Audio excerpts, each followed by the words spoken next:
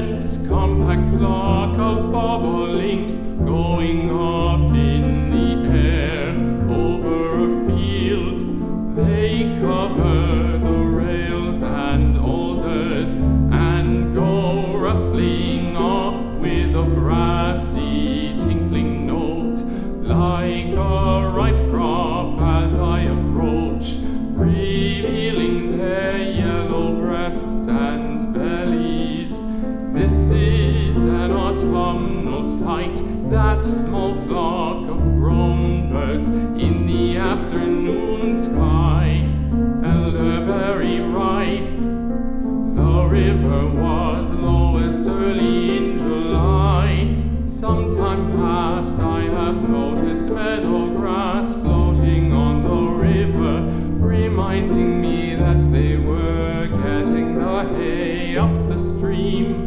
Some naked viburnum berries are quite dark purple amid the red, while other bunches are wholly green yet. The red chokeberry is small and green still.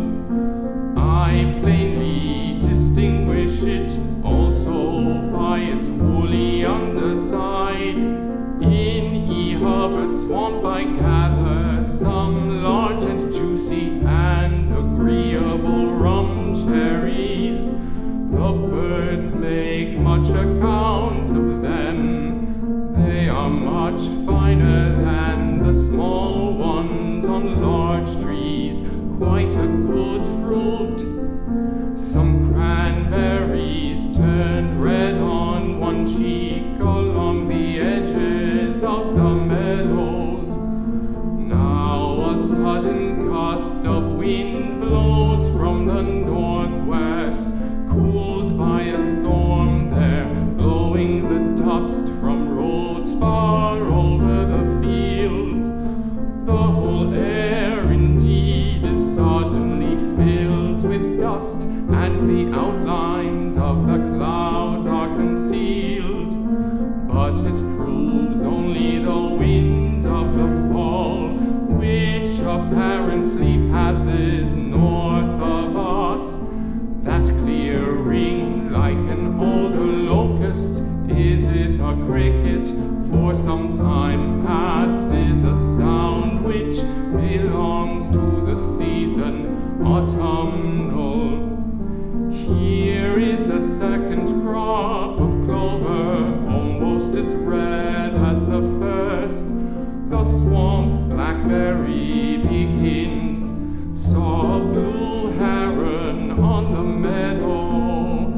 Astead amplexicaulis of Bigelow, apparently, probably for a day or two. An orchis by the brook under the cliffs, with only 3 white flowers, only smaller than the fringed white spurs, half an inch long.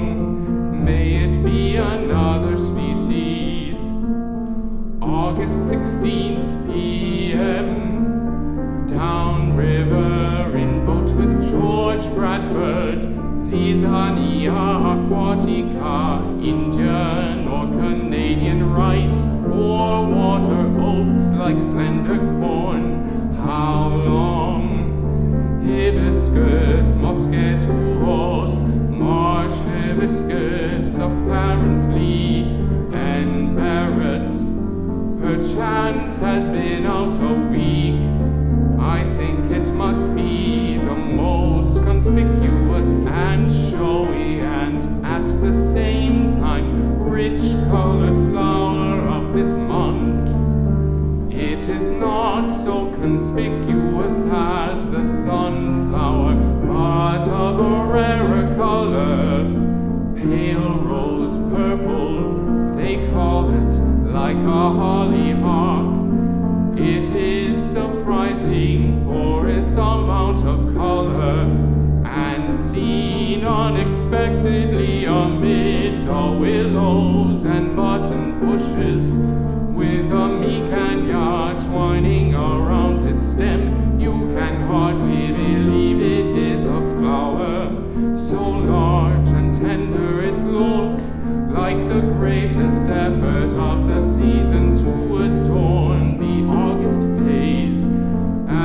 reminded me of that great tender moth, the Attacus luna, which I found on the water near where it grows.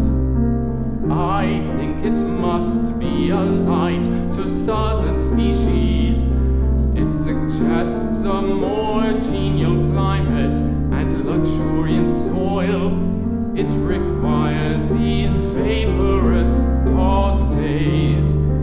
Paleopsis tetrahete, common hemp nettle, in roadside pikeses. How long, flower-like hedge nettle, Apios tuberosa, ground nut, a day or two. These are locust days. I hear them on the elms in the street, but cannot tell where they are. Loud is their song, drowning many others, but men appear not to distinguish it, though it pervades their ears as the dust their eyes. The river was exceedingly fair this afternoon, and there are few handsomer reaches than that by the leaning oak, the deep place where the willows make a perfect shore. At sunset, the glow being confined to the north, it tinges the rails on the causeway lake color, but behind they are a dead dark blue. I must look for the rudbeckia which Bradford says he found yesterday behind Joe Clark's.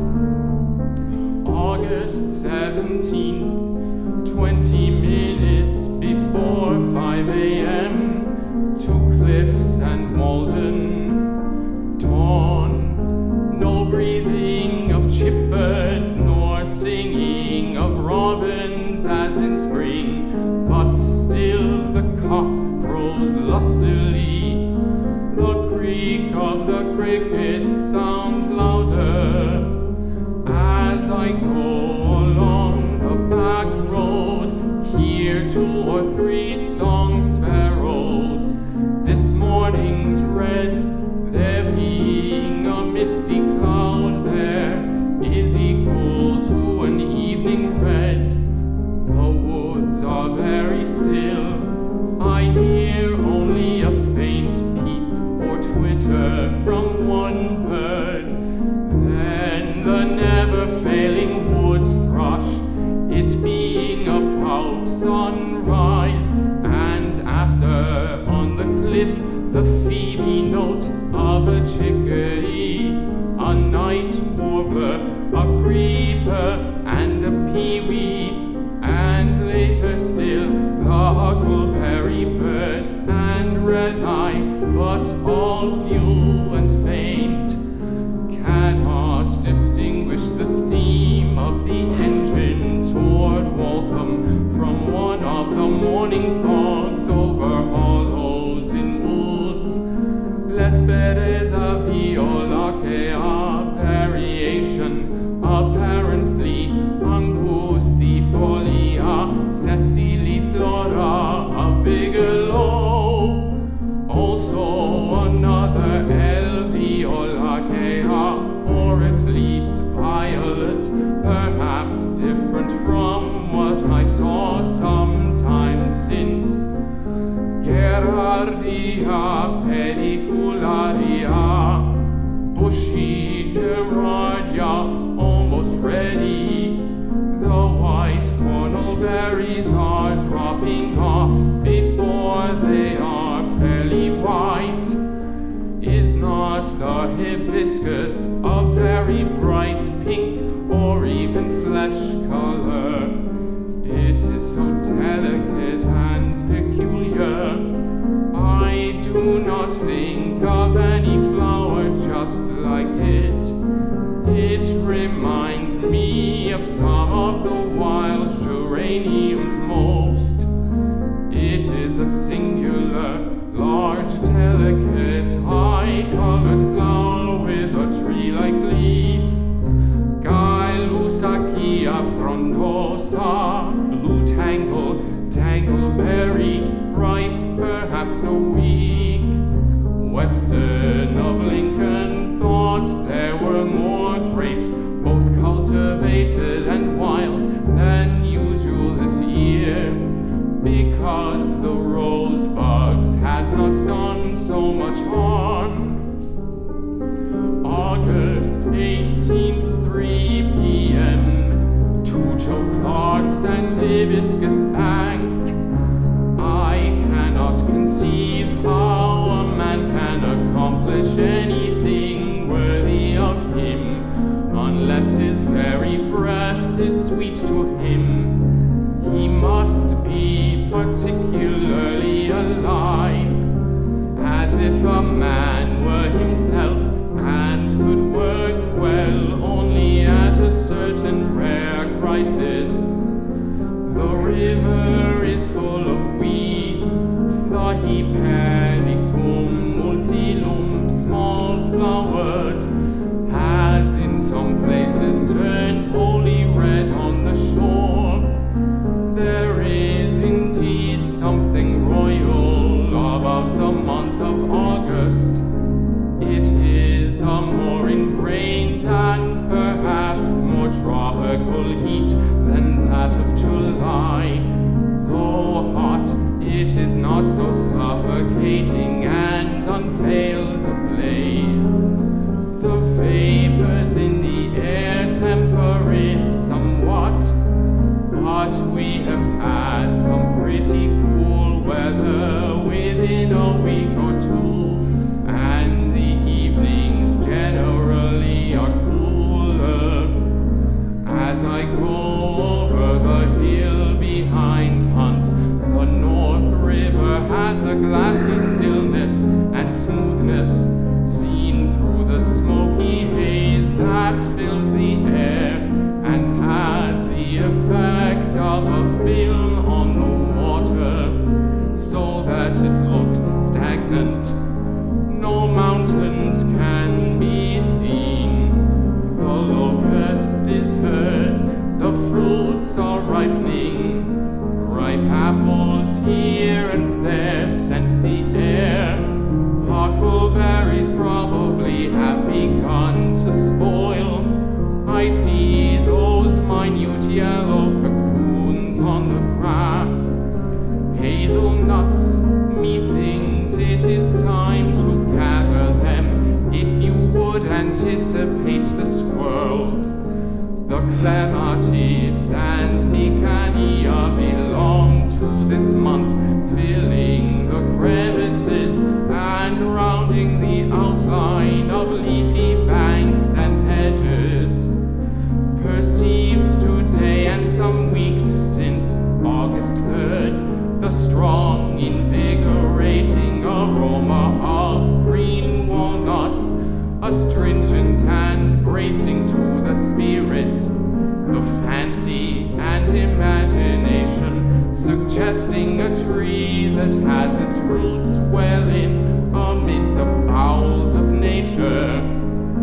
The shells are, in fact, and from association, exhilarating to smell, suggesting a strong, nutty, native vigor, a fruit which I am glad that our zone produces, looking like the nutmeg of the East. I acquire some of the hardness and elasticity of the hickory when I smell them. They are among our spices, high-scented, aromatic, as you cruise one against another in your hand, almost like nutmegs, only more bracing and northern, fragrant stones which the trees bear. The hibiscus flowers are seen a quarter of a mile off over the water, like large roses, now that these high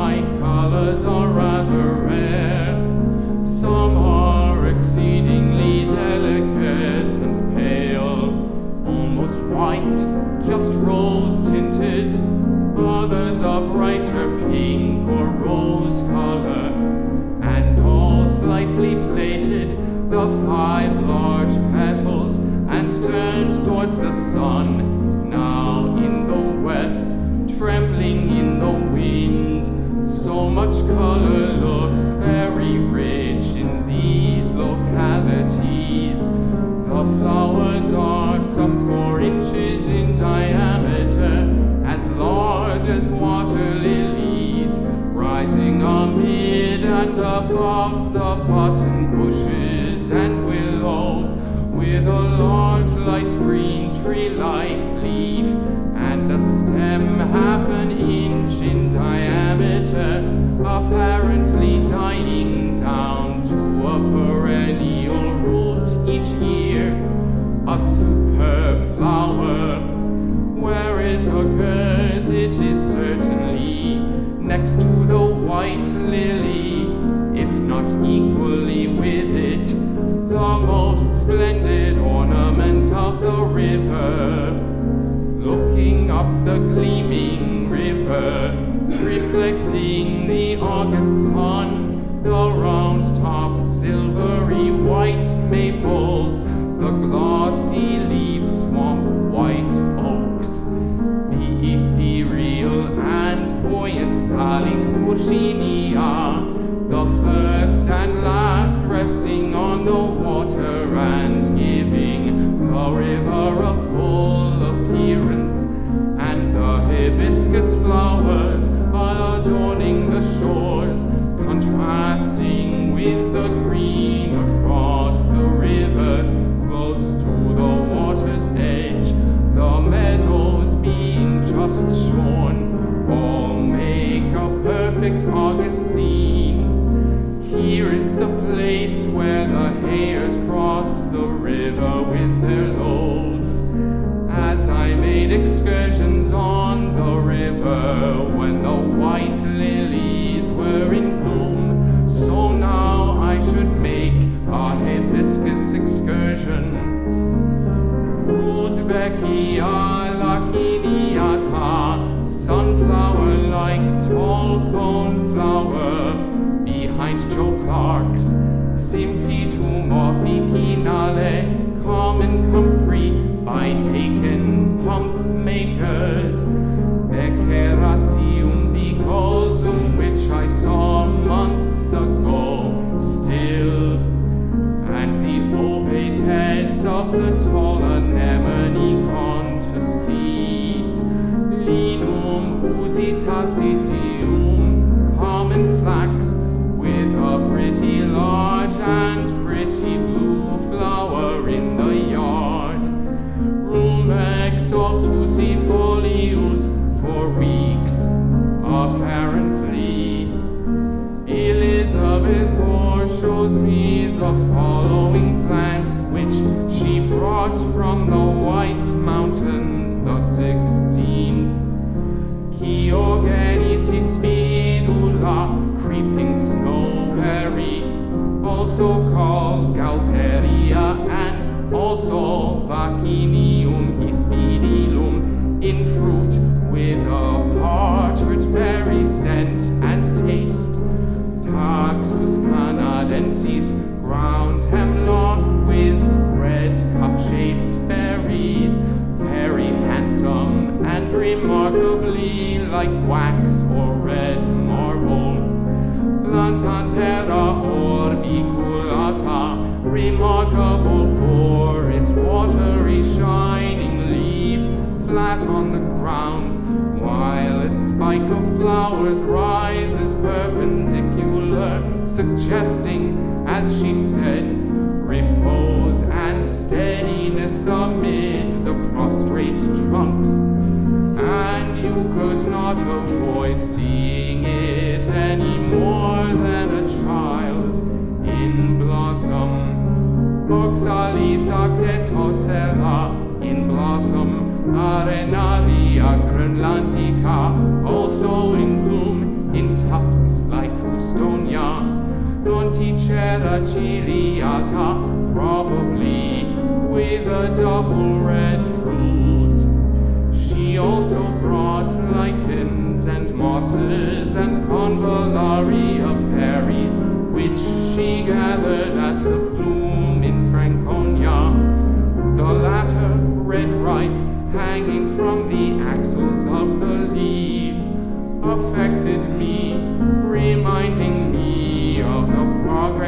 of autumn in the north, and the other two were a very fit importation, still dripping with the moisture, the water of the flume. It carries you, indeed, into the primitive wood, to think how in these wild woods now hang these wild berries in grim solitude as of yore, already scenting their autumn. 1,000 years ago, this convallaria growing there, its berries turning red as now, and its leaves acquiring an autumnal tint. Lichens and mosses enough to cover a waiter, still dripping with the water of the flume. Is not that a true specimen of it? J. Stacy says that 50 years ago, his father used to blow his fire with onion stems. Thinks there have been great improvements. But then, as I hear, there was a bellows maker in the town. Is not that the asterum bellatus, which I found by the Ligodium? August 19th, 2 p.m., to Corner Spring, Burnt Plain, and Brister Hill. Forget-me-not brook, Epilobium lineare, Bigelow mole grey.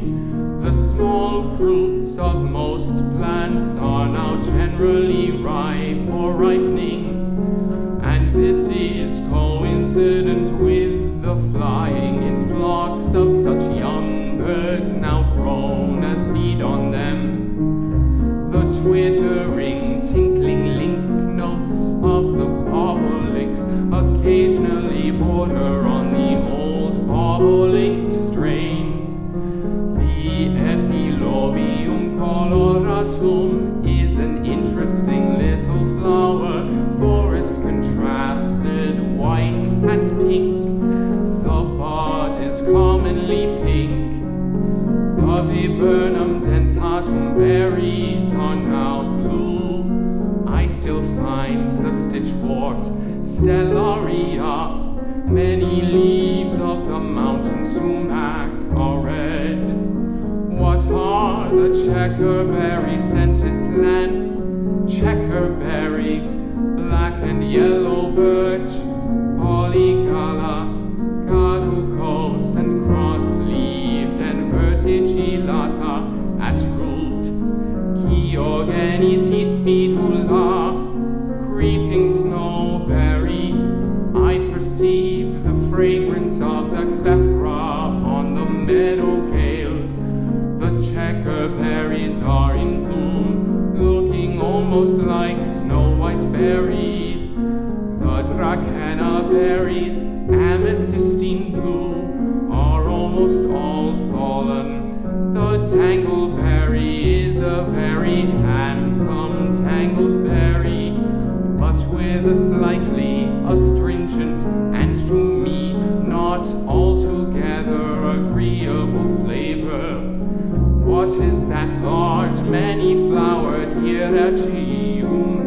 I think I saw it at same time with the veiny, with radical leaves and one sheathing leaflet and a spreading panicle, minutely downy.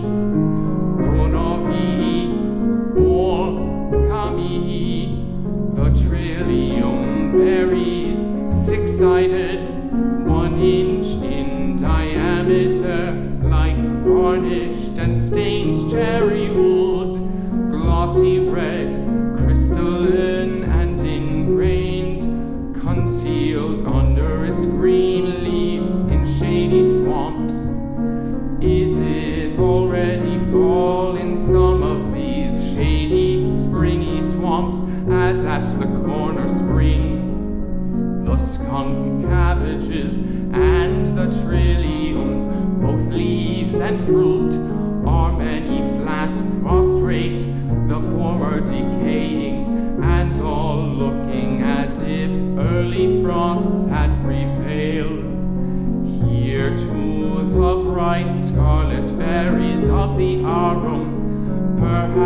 premature.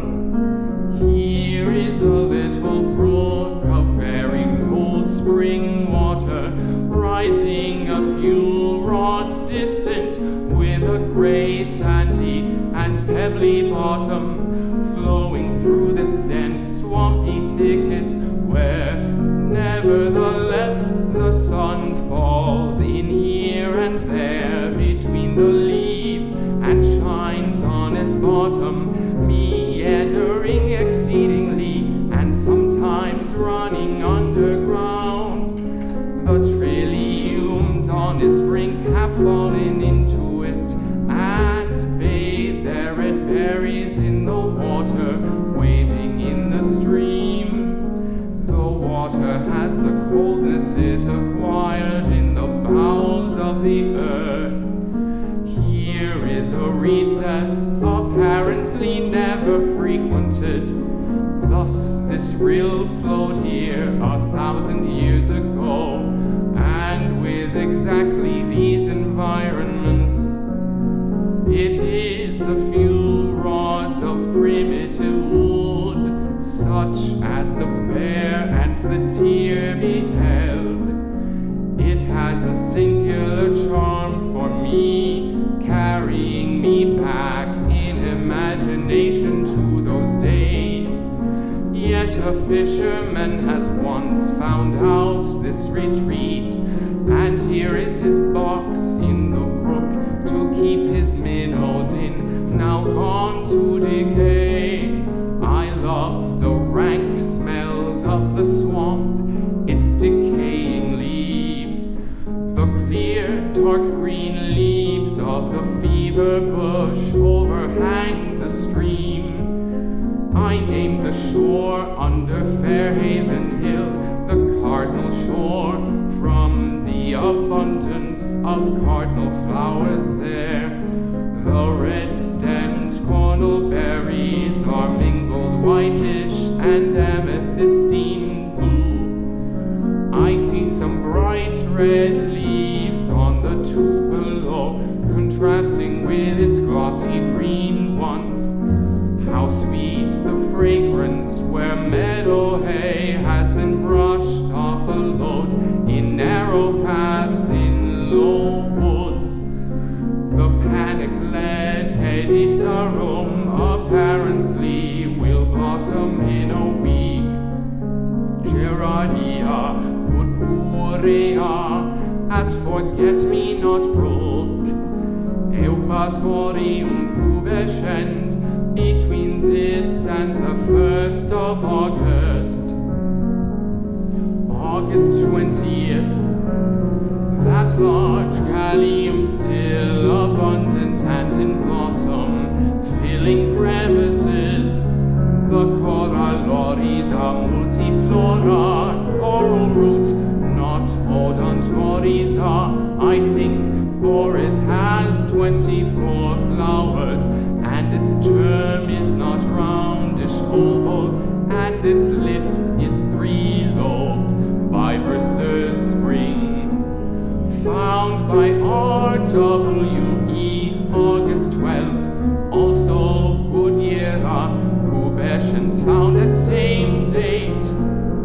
The purple Gerardia is very beautiful now in green grass, and the Rexia also, both difficult to get home. I find raspberries still, an aster with a smooth leaf narrowed below, somewhat like A. amplexicaulis or Patton's gray. Is it variation flogifolius? Is that smooth, handsome-stemmed, golden rod in brown, sleepy, hollow meadow, solida goserotina?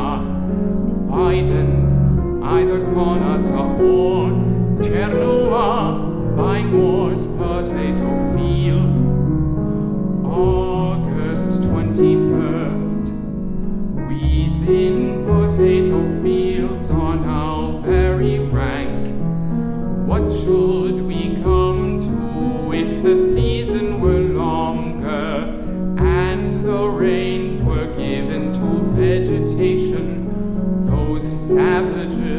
that do not wither before the glance of civilization, that are waiting their turn to be cultivated, preparing a granary for the birds. The air within a day or two is quite cool, almost too cool for a thin coat, yet the alternate days are by some reckoned among the warmest in the year, scalding hot. That will apply very well to the greatest heat of August. Young turkeys are straying in the grass, which is alive with grasshoppers. 3 p.m. to Bear Hill via railroad and flints. The bees, wasps, etc. are on the golden rods, impatient to be interrupted, improving their time before the sun of the year sets. A man killed by lightning would have a good answer ready in the next world to the question, how came you here? Which he need not hesitate to give. Can that be mulgedium lecophyum, with the aspect of a lettuce, but bluish flowers 7 feet high, with a panicle 2 feet by 10 inches, cattails ripe? The common epilobium holds not a neat flower, but rich colored. Moralists say of men, by their fruits ye shall know them, but botanists say of plants, by their flowers ye shall know them. This is very well generally, but they must make exceptions sometimes when the fruit is fairer than the flower. They are to be compared at that stage in which they are most significant to man. I say that sometimes by their fruits ye shall know them. The bright red or scarlet fruit of the scarlet thorn, Crataegus coccinea, in the woods of Bear Hill Road, Wynn's Woods. How handsomely they contrast with the green leaves, are edible also. Fruits now take the place of flowers to some extent. These brilliant colored fruits flower like. There are few flowers have such brilliant and remarkable colors as the fruit of the arum, trillium, convolarias, dracena, cornels, viburnums, actea, etc., etc. I must notice this kind of flowers now. The leaves of the dog's bane are turning yellow. There are as few or fewer birds heard than flowers seen. The red-eye still occasionally, agrimony still, the dry, pearly, and almost incorruptible heads of the life everlasting. Ah, this is a truly Elysian flower now, beyond change and decay, not lusty but immortal, pure aesthetics suggesting a widowed virginity. Eden's frondosa in cornfields under Bear Hill west side, the large kind, Polygonum arifolium, a very large scratch weed in the ditch in Baker's Swamp, reminding me of a boa constrictor creeping over the plant's stems, 1/3 of an inch in diameter. Sometime earlier in this month, the sound of the crickets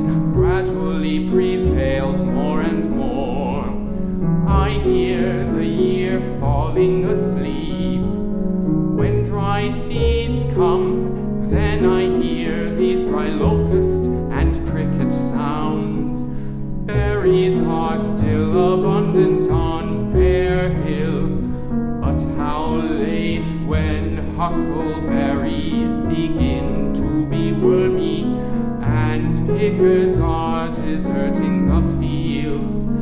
The high blackberries by the roadside are sweet though covered with dust. At this season, too, the farmers burn brush, and the smoke is added to the haziness of the atmosphere. From this hill I count 5 or 6 smokes far and near, and am advertised of one species of industry over a wide extent of country. The mountains are just visible, the grass poly by the Lincoln Road with its fine purple flowers, dead or converticulatus, swamp loose strife, those in the water do not generally bloom. What stout, woody, perennial root stalks! It is a handsome purple flower, falling over wreath-like on every side, with an epilobium look, a lively purple, the cardamine hirsuta still. The bittersweet berries now bright red, still handsomer than the flowers. The barberries are turning, many leaves of the pyrus, both kinds are red, and some sweet ferns. See the great umbrals, lead blue, of the Aralia hispida. This coloring and reddening of the leaves toward fall is interesting, as if the sun had so prevailed that even the leaves, better late than never, were turning to flowers. So filled with mature juices, the whole plant turns at length to one flower, and all its leaves are petals around its fruit or dry seed. A second flowering to celebrate the maturity of the fruit.